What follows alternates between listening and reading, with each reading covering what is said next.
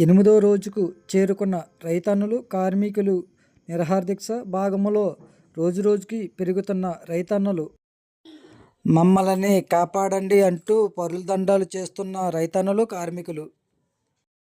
ఈ కూటమి ప్రభుత్వం వచ్చిన కానించి ఫ్యాక్టరీ పట్టించుకోలేదు. ఎందుకంటే గత ఎలక్షన్ ముందు స్థానిక ఎమ్మెల్యే గారు టన్నుకు 4,000 రూపాయలు తెస్తానని చెప్పారు. అదేవిధంగా లోకేష్ గారు కూడా వడ్డాది మీటింగ్లోని టన్నుకు 4,000 రూపాయలు ఇస్తా ఉన్నారు.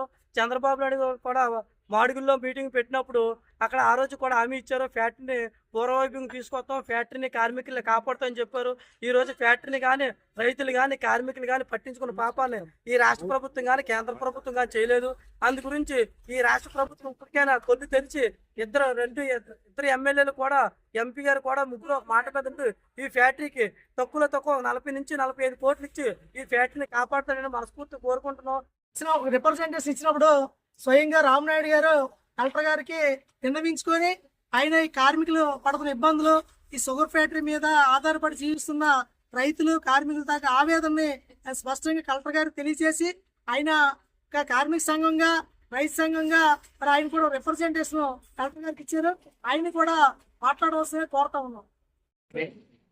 గత 62 సంవత్సరాల నుంచి పూర్వమై ఉన్న షుగర్ ఫ్యాక్టరీని ఈ సంవత్సరం టెస్టింగ్ చేయకుండా ఆపేసి ఇక్కడ కార్మికులకు కానీ ఇక్కడ రైతులు కానీ కొట్టడం జరిగింది. అదేవిధంగా ఇక్కడ దీని మీద ప్రత్యక్షంగా పరోక్షంగా లక్షల మంది కుటుంబాలు ఆధారపడి ఉన్నాయి. 2 నియోజకవర్గాలు ఒకటే ఉన్న ఏకైక ఇండస్ట్రీ మన షుగర్ ఫ్యాక్టరీ, రోడ్వన్ షుగర్ ఫ్యాక్టరీ ఒకటే.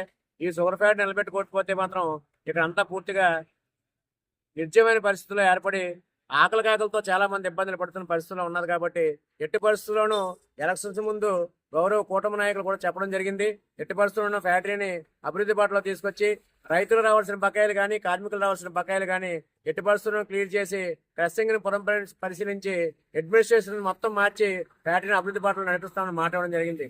మాట ఇచ్చిన మొదటి సంవత్సరంలోనే టెస్టింగ్ చేయకపోవడం వలన ఇక్కడ కార్మికులు రైతులు ఆందోళనకు గురి కావడం జరుగుతుంది.